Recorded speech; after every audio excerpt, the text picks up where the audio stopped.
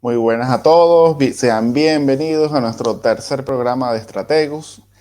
Sean bienvenidos y pues no duden en escribir en los comentarios cualquier tipo de sugerencia o inquietud que tengan para tratar los temas geopolíticos, la actualidad internacional y algún tema que ustedes deseen que se tratase en algún punto en específico.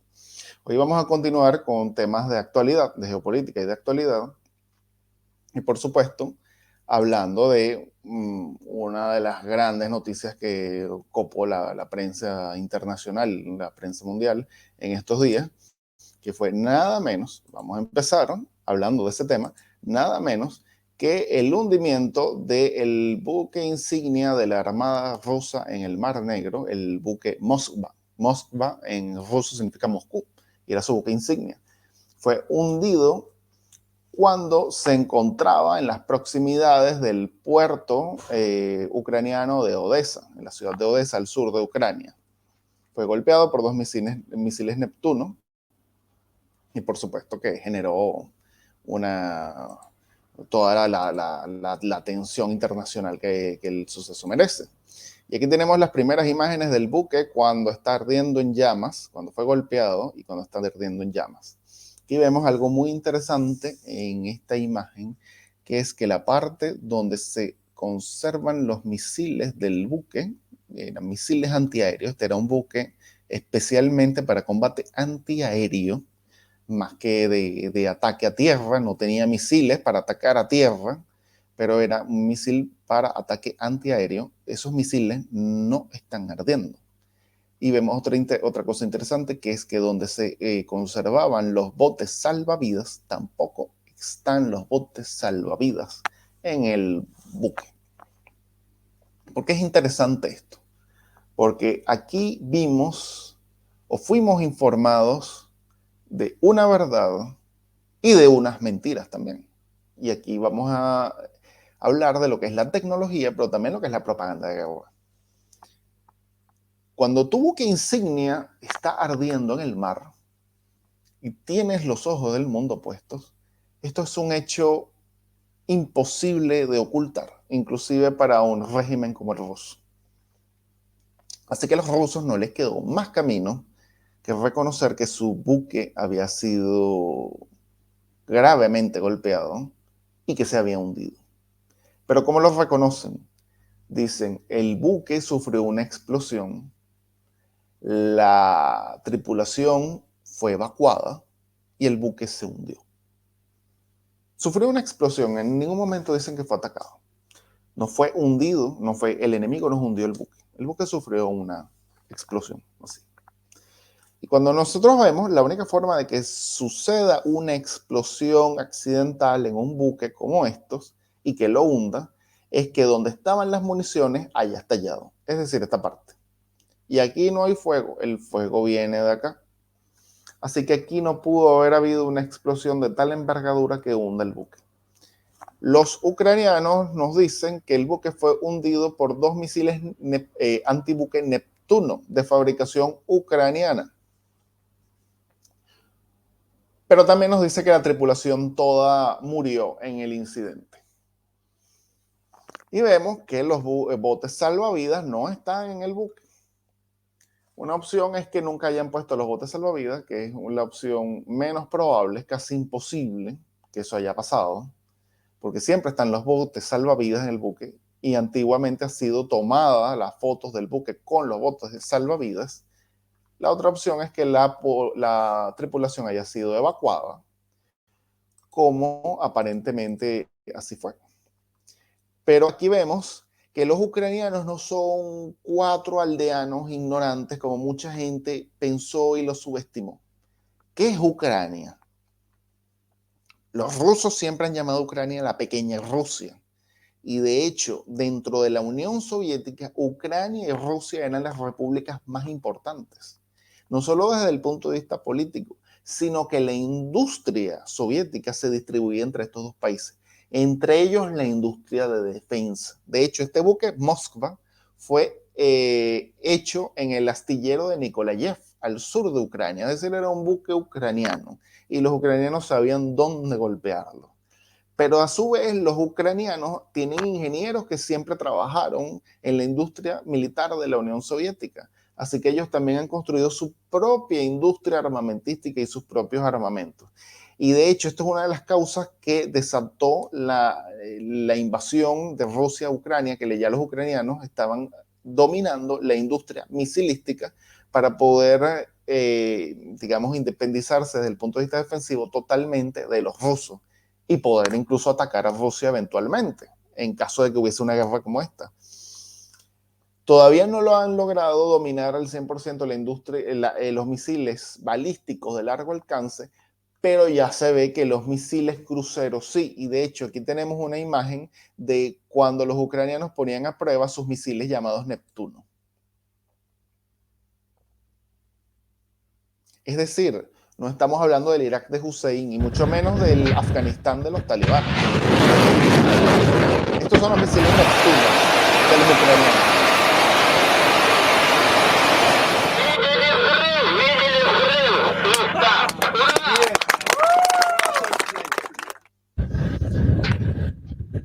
Es importante señalarlo porque aquí vemos que la asimetría entre el ejército ruso y el ucraniano, si bien sigue siendo y es importante, no es tan abismal como se pensó en un momento o como muchos pensaron, porque subestimaron a Ucrania. Ucrania es un país que tenía su industria y tenía sus ingenieros para construir su propia defensa, tanto antiaérea como antibuque. Es decir, no era la guerra entre Estados Unidos y los talibanes, era una guerra un poco más pareja. Y dentro de la propaganda, pues vemos qué pasó con lo de los salvavidas. Pues los rusos se apresuran a mostrar un video en el cual muestran a la tripulación del Moskva y al comandante, el capitán del Moskva, estando todos vivos. Y pues en un acto, esto es reciente, pasa a revisar la tripulación. Esto es importante porque si hubiesen muerto, esto hubiese sido un golpe fatal para la moral de los rusos. Ahora que están vivos, pueden contar con una serie de infantes de marina para las batallas futuras que se avecinan.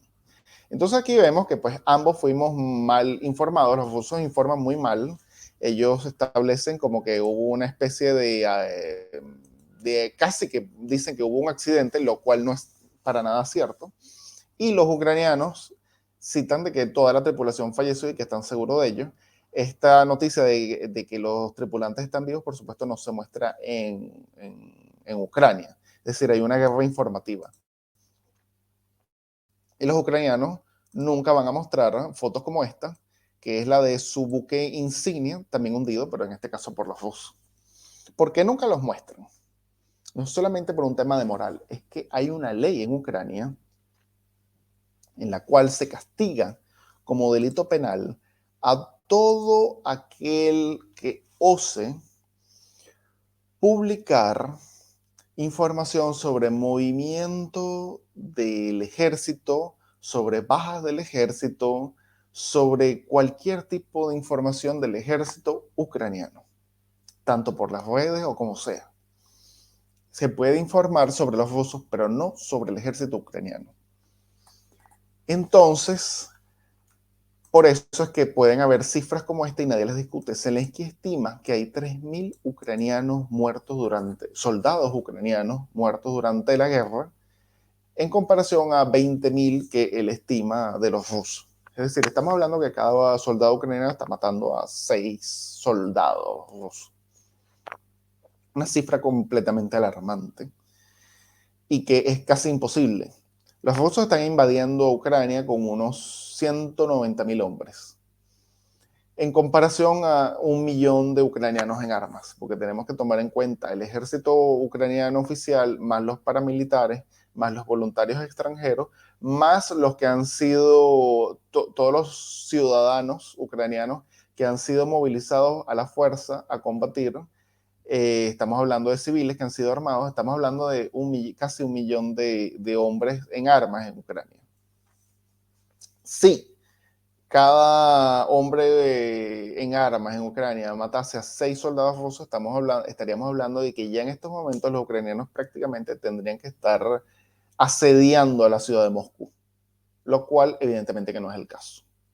En estos momentos la ciudad de Mariupol ya está prácticamente caída, solamente queda la fábrica de Azovstal, la siderúrgica, y pues se espera una gran ofensiva. Entonces, estos datos evidentemente que nos da Zelensky, pues, están malos. Y están malos a propósito, porque estamos en una guerra comunicacional, estamos en una guerra informativa. Ambos bandos están dando cifras completamente exageradas para elevar la moral de su población y tratar de resquebrajar la moral del enemigo. Pero evidentemente que nadie se atreve a contradecirlo. Nadie se atreve a contradecirlo porque imágenes como estas no se pueden difundir. Está completamente prohibido. Sin embargo, hay personas que se los creen, incluso analistas que funcionan más con la esperanza que con la experiencia. Y muchas veces nos metemos en internet y vemos imágenes y nos dicen columna de tanques rusos destruida. Entonces nos muestran 2 tanques rusos más unos 3 camiones logísticos completamente en llamas. Y ahí nos preguntamos, bueno, ¿qué fue lo que pasó? O sea, que tuvo que haber habido una batalla. Si a mí me dicen, un solo ucraniano mató a toda esa columna, que es muy difícil de creer, estamos hablando de que, bueno, fue una victoria decisiva por parte de los ucranianos. Si a mí me dicen que de esa columna de tanques destruidos, hubo 10 tanques ucranianos también destruidos, estamos hablando de que fue una batalla favorable para los rusos. Pero solamente vemos una parte. Y lo mismo pasa en los canales de Telegram pro-ruso, a su favor, evidentemente.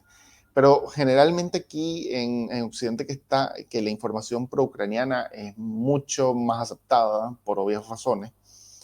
Entonces nos preguntamos, bueno, pero ¿a quién se está enfrentando los rusos? O sea, es como que si se estuviesen enfrentando a Superman. Como que de repente vino alguien, los arrasó a todos y se fue. Y pues no hubo ni una sola baja ucraniana. Pues resulta que hay incluso algunos analistas que llegan a creer que los rusos, perdón, se enfrentan a una especie de guerra mística en contra de los Jedi, los famosos de Star Wars. Y es que, pues, algunos se creen Jedi. No solamente ucranianos, sino analistas. Y aquí les comparto, por ejemplo, un analista muy famoso en Estados Unidos. En mi opinión, debería ser controvertido, pero bueno, lo entrevistan mucho porque dice lo que la gente le gusta escuchar. Malcolm Names tiene 1 millón de seguidores y este señor es nada menos que Master Jedi. Hace análisis de inteligencia, más de 36 años de experticia en terrorismo, Russian Cyber, pues todo, o sea, hasta Windower, pero el señor es Master Jedi. Y este es uno de los señores que hace los análisis en los cuales prácticamente, pues, bueno, evidentemente los ucranianos, un solo ucraniano puede con todo el ejército ruso. Pues un solo ucraniano ha arrasado a toda una columna de tanques y de blindados rusos. Y es porque este señor se imagina escenas como esta, cuando ve lo que sucede en la guerra de Ucrania. Él se imaginará, pues, evidentemente, a los Jedi luchando contra este imperio.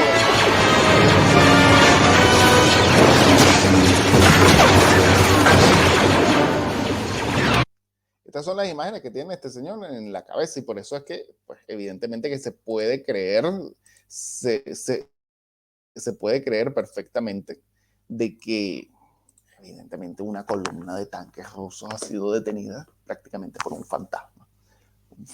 Como por ejemplo pasó con el fantasma de Kiev, que era un solo piloto de aviación ucraniana que pudo derribar en el último conteo, era 46 aviones rusos. Pues bueno, los ucranianos han sido heroicos, sí han sido heroicos, bastante, pero son héroes de carne y hueso. Son héroes de carne y hueso y que están luchando contra otros enemigos que también son de carne y hueso. Entonces esto fue lo que pasó con el Moskva. ¿Quiénes fueron héroes? Los ingenieros que construyeron esos misiles Neptuno que derribaron el Moskva. Esos son los héroes de esta guerra, como los militares que los supieron utilizar. Fíjense algo muy interesante con estos misiles. Utilizaron un dron Bayraktar, que es un dron un dron de fabricación turca. Lo utilizaron para lanzarlo al aire, dirigirlo hacia el barco, y el barco se distrajo con el dron.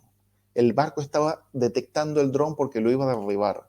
Y el barco fue impactado no por el dron, sino por 2 misiles antibuques que les venían y que los rusos subestimaron a los ucranianos que pensaron que no los tenían listos en ese momento. Aquí tenemos el mapa de Ucrania y aquí es en esta parte donde fue el incidente. Vemos que Ucrania ha perdido casi toda la salida del mar, salvo aquí en la ciudad de Odessa, y aquí es donde se encontraban los buques haciendo un bloqueo naval. Y aquí es donde fue pues, el impacto de los misiles Neptuno. Pero entonces, en vez de decir este tipo de análisis, que estamos hablando de una guerra con soldados de carne y hueso, en los cuales hay un enemigo muy poderoso que son los rusos, pero no son omnipotentes y sí pueden ser perfectamente impactados por un misilazo, y tenemos a otros ejércitos que están resistiendo de forma contundente y heroica, está haciendo todo lo que puede, pero que son de carne y hueso, pues no, nos dan un análisis que está completamente alejado de la realidad, que es como que prácticamente cada soldado ucraniano está matando a 7 soldados rusos, porque es que claro, son los Jedi y es a este tipo de gente que muchas veces entrevista, y por eso es que hacen malos los análisis. Este señor a lo mejor era de los que se pensaba que los rusos iban a poder tomar el segundo país más grande de Europa, un país que es España y Portugal juntos, en 3 días. Eso pues no se ve en ninguna parte. Si a la OTAN, a la Organización del Tratado del Atlántico Norte, le tomó 78 días doblegar a la Yugoslavia de Milosevic, pues Yugoslavia es todavía más pequeña que Ucrania. Pues no podía ser en 3 días tomado todo un país de la extensión de España y Portugal juntos. Entonces aquí tenemos este tipo de problemas. Y vemos que el engaño es parte de la guerra, no solamente desde el punto de vista comunicacional, sino que incluso desde el campo de batalla. La verdad es la primera víctima en la guerra, y eso es lo que tenemos que saber. Incluso, ¿cómo digo que en el campo de batalla? Pues los rusos hacen algo que se llama maskirovka, que es que mienten, hacen señuelos, y los ucranianos también hacen sus propios señuelos. Pues no todo es verdad. A veces tenemos tanques inflables, a veces tenemos incluso espantapájaros que funcionan como señuelos para que alguien dispare, pues, y sea capturado, revele cuál es su posición. Aquí tenemos a un señuelo ucraniano, ya lo voy a poner cuando se ponga la imagen. Esto es tomado en Ucrania. Evidentemente, un soldado podría confundirlo, dispara y resulta que hay otras personas esperando y le tienden una emboscada. Así que esto es parte de la guerra. Pues, y parte de lo que nos dicen de la propaganda, los medios oficiales, es decir, las instituciones, y ya vimos que lo hace Zelensky, lo hacen los rusos, también lo hace el Pentágono. Y a veces nos dicen realidades que no son. Entre ellas, por ejemplo, nos dicen que de los misiles de precisión que han utilizado los Ya no rusos, queda casi nada de un nuevo centro comercial voy a situado en... poner en pausa, que han usado los rusos, sus misiles de precisión, pues no son precisos y caen en sitios que no son. Eso lo dijo el Pentágono. Cuando se hace este tipo de afirmaciones, tiene que estar respaldada por hechos. Y nos digan, miren, aquí tenemos las fotos de este misil que fue destinado a una base militar y resulta que cayó en un parque o cayó en campo abierto y no le dio a nadie. Estamos hablando de misiles de precisión, yo no estoy hablando de municiones de artillería o de otro tipo de bombas. Estoy hablando de misiles de precisión. Entonces, cuando nos dicen la mitad de los misiles de precisión no caen donde deben caer y siempre fallan, entonces esto es peligroso, sobre todo en las democracias, porque genera una falsa percepción del peligro y de las posibilidades que puede haber en un combate. Y he hablado con algunas personas que nos dicen que están considerando que Occidente debería atacar militarmente a Rusia porque esos misiles no son precisos. Cuando les hablo del arsenal nuclear ruso, nos dicen, bueno, tal vez fallen. Tal vez si somos atacados, tal vez fallen. Esto es muy peligroso. No se puede hacer propaganda con ciertas cosas porque distorsiona el nivel de peligro que pueda creer la gente que hay y pueda llegar a presionar, a tomar decisiones imprudentes e incorrectas, y vamos a ver que fueron imprudentes e incorrectas cuando ya sea demasiado tarde. Aquí yo pongo un video de cómo un misil de precisión ruso ataca a un centro comercial. En este estacionamiento del centro comercial, después se ven en algunas fotos que estaba guardado un arsenal militar ucraniano, habían tanques y vehículos militares ucranianos. ¿Cuánto? Pues no lo sabemos, no lo sé, y Zelensky no lo va a decir. Pero los rusos ubicaron este centro comercial, ubicaron que aquí se estaba almacenando un arsenal militar y lo disparan. Y ya vamos a ver la precisión con la que da un solo misil y cómo destruye todo. El noroeste de Kiev y bombardeado por las fuerzas rusas el domingo por la noche, un ataque que dejó al menos 8 muertos según un informe oficial provisional. Bajo un toldo del que cuelgan grandes carteles publicitarios, quedaron 6 cadáveres en el suelo con sus pies desnudos sobresaliendo del plástico negro con el que se les cubrió. Los cadáveres, los cuerpos, sobresaliendo. Aquí vemos cómo el misil cae. Sobresaliendo del plástico negro un solo misil. Los cadáveres, un solo misil. Ese misil se llama Iskander. Es un misil balístico que de paso dentro del misil tiene señuelos que cuando va a entrar al espacio aéreo del enemigo esos señuelos se dispersan para que si hay defensas antiaéreas, pues las defensas se ocupen de los señuelos y no del verdadero misil. El misil cayó con una precisión increíble. Con el que se les cubrió los cadáveres. No se puede negar. Vamos a ver el momento en que cae el misil. Que se les cubrió los cadáveres. Tuvo una precisión increíble, cayó en el justo lugar. ¿Y cuál es el problema con este Iskander? Que él puede cargar también una ojiva nuclear si se la pone. Entonces, estos son pruebas. Cuando a mí me digan los misiles no caen donde son, pues me muestran dónde cayó un misil en un campo abierto donde no había nadie y que iba a atacar otra cosa. Pero hasta los momentos, lo que yo he visto es que estos misiles han sido precisos. ¿Y por qué lo digo? Yo no es que estoy haciendo propaganda a los rusos, sino que no se puede ni exagerar las amenazas, pero tampoco subestimarlas. Y se subestima también, como hicieron los rusos, de acercar demasiado su buque a una zona donde se sospechaba que los ucranianos podrían haber tenido su misil antibuque listo. Pues los rusos ahora pagan la subestimación con su buque hundido, pero creo que no es sano, entonces, que nosotros también los copiemos al subestimar las capacidades de los misiles rusos, porque puede ser bastante grave. Entonces, esta es la realidad. Y aquí pongo otro testimonio de alguien que conoció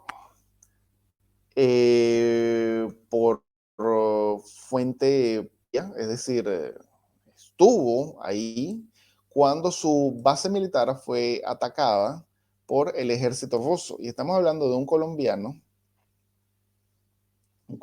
que luchó en el conflicto colombiano y luchó en Mali, estuvo parte del ejército francés, de la Legión Extranjera Francesa en Mali, y él vivió como el misil ruso atacó su base militar en el oeste de Ucrania, y él quedó incluso inconsciente. El edificio donde él estaba no fue afectado, fueron afectados los demás.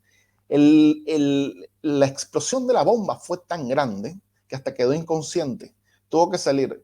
En testimonio de algunos otros que estuvieron en esa base, llegaron a ver más de una montaña de más de 200 cadáveres. ¿Y por qué lo digo? Porque según el gobierno ucraniano fueron nada más 35, lo cual es prácticamente mentira. Ya vemos la potencia que tienen esos misiles. Fue un solo misil. A esta base le cayeron varios misiles de eso. Este colombiano tuvo la suerte de que se salvó. Sin embargo, enseguida se fue de Ucrania, porque él dijo, yo peleé en Mali en contra de los yihadistas, pero esto ya es un poder de fuego muy distinto. Yo no me quiero quedar para esto. Y pues bueno, con esto lo digo no para disuadir a las personas de que no vayan, sino para que conozcan bien el peligro y que saquen pues los cálculos que deban hacerlo y no haya después una subestimación de lo que puede pasar cuando realmente conozcan el fuego enemigo.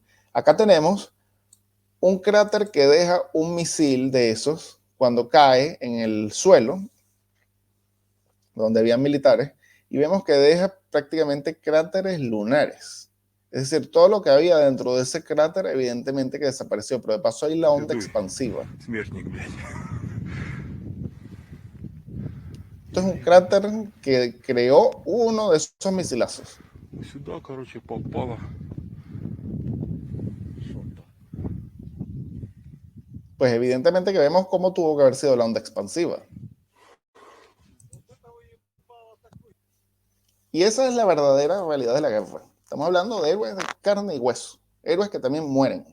No estamos hablando de Jedis, no estamos hablando de nada fantasioso. Estamos hablando de que ahora Ucrania se enfrenta a una ofensiva en el Donbass y se va a enfrentar a todas estas cosas. Y Ucrania necesita armamentos relevantes si de verdad creemos que pueda ganar. Y los rusos van a utilizar lo que tienen. Los héroes de carne y hueso que pelean en realidad. Y es por la ciudad de Mariupol que, en mi opinión, yo no entiendo por qué los ucranianos no han accedido a rendirle una ciudad que está completamente ya tomada, pero en su momento estuvo completamente sitiada. En estos momentos está tomada, salvo la fábrica de Azovstal, es decir, la siderúrgica. En estos momentos toda el área urbana está tomada, completamente destruida en las batallas. Ha sido bloqueada durante días sin que le lleguen sanciones, sin que le lleguen alimentos. Y pues bueno, fue la misma población civil la que pagó las consecuencias. Y hubo unos combates sumamente duros. Al final era imposible resistir durante el infinito. Al final pues pasa lo que tiene que pasar cuando dos fuerzas se enfrentan, pero una es abrumadoramente más poderosa. Aquí tenemos videos de los combates. Ya esto vimos que hay resistencia ucraniana en Mariupol. Y aquí vamos a ver cómo termina con una rendición. Estos son tanques rusos entrando. Hay enfrentamientos, hay combate. Los rusos disparan, por supuesto. Aquí tenemos a un ucraniano que le cayó pues un fuego. Pues los pobres, digamos que hacen lo que pueden, intentan refugiarse, pero digamos que están totalmente asediados. Todo esto es humo de fuego, pues les están disparando por todas partes. Llega un momento en que no tiene sentido seguir luchando cuando ya prácticamente todo está perdido. Y no es por lo que yo estoy recomendando, es que al final termina en una rendición después de haber tenido varios lisiados y varios muertos. Es una realidad incontestable. Y en estos momentos hay más de 3.000 infantes de marina capturados por los rusos. Y esto es muy importante porque esto va a decidir en parte el destino de la guerra y también de las negociaciones. Y dentro de estos capturados ya empiezan a haber combatientes extranjeros occidentales. Ya hay 2 ciudadanos británicos capturados. Mientras más occidentales capturados tenga Putin, para él mejor, porque son los que él va a utilizar después como medio de cambio para presionar, para que le quiten las sanciones, a no ser de que estos occidentales se enfrenten a un destino trágico en Rusia. Es decir, los pueden condenar a una larga pena de unos 50 años perfectamente, en una fría cárcel de Siberia con trabajo forzado. Y vamos a tener a la población, a la opinión pública de estos países, dependiendo de la nacionalidad que sea, movilizándose para que su primer ministro o su presidente haga algo al respecto y lo libere. Y la única forma que va a dar Putin es dependiendo de la cantidad de extranjeros que tenga, que le quiten las sanciones. Y por supuesto van a ser utilizadas como moneda de cambio. Si ese combatiente proviene de algún país que no es considerado muy potente, pues evidentemente que tiene menos posibilidades de éxito porque no va a haber la moneda de cambio de las sanciones. Es decir, vamos a suponer que sea un combatiente que venga de Honduras, pues yo no me imagino que Vladimir Putin esté negociando con el gobierno de Honduras por lo de las sanciones. Lo más seguro es que a ese combatiente sí le van a dar un castigo brutal para que justamente salga en la prensa y que todo el mundo vea lo que sea pelear contra los rusos. Pero si viene de Estados Unidos, viene de Gran Bretaña, viene de Francia, viene de un país de la Unión Europea o de Canadá, pues los van a utilizar para presionar a estos países para que le quiten las sanciones a Rusia y como medida de cambio él los va a liberar. Y aquí vemos algo muy interesante, que es que quien se pensaba que iba a ser el gran enemigo de los rusos toda la vida era Chechenia. De hecho, los chechenos se fueron a 2 guerras con los rusos. En los años 90 se pensaba que Chechenia iba a ser la gran piedra en el zapato para la construcción de la Federación Rusa. Cuando por fin Putin ganó la guerra de Chechenia, se pensó que iba a ser una guerra perenne, eterna, y que iba a destruir a los rusos desde sus cimientos. Y a veces olvidamos algo. Clausewitz dijo que la guerra es la continuación de la política por otros medios. Quiere decir que la guerra es fundamentalmente política, no militar, y la guerra se gana desde un punto de vista político. Los norteamericanos ganaron las batallas en Afganistán y ganaron las batallas en Irak, y terminaron perdiendo las 2 guerras. Hoy en día están los talibanes en Afganistán otra vez, y en Irak está un gobierno pro-iraní. Quiere decir que no ganaron. Pero por el contrario, ¿qué es lo que tenemos con los chechenos? Que ahora están luchando al lado de los rusos, porque los rusos tuvieron una victoria política en Chechenia. Y esto lo vamos a ver en otro video. En otro video lo haremos especialmente para el tema de Chechenia y de cómo es que se están convirtiendo en un ejército privado al servicio de Rusia. Estos son los chechenos en Ucrania. ¡Buena! ¡Buena! ¡Salam aleikum!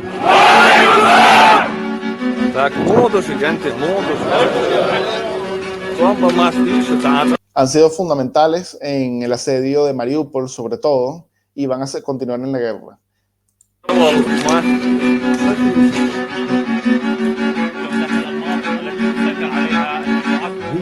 Ту задачу, которую нам оставляет командование и, естественно, Рамзан Ахматович, мы выполняем на все 100%.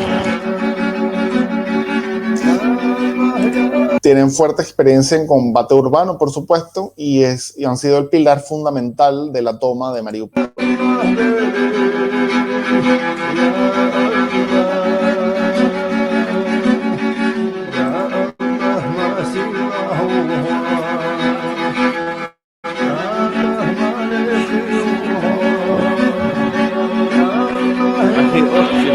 Еще долго будут помнить вот эти.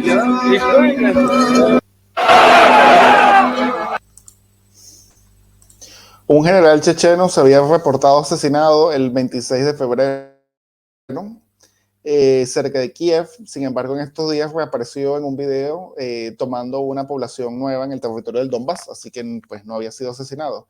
Y es parte de la propaganda de guerra. Algunos generales rusos que han sido supuestamente asesinados, actualmente vemos que están vivos.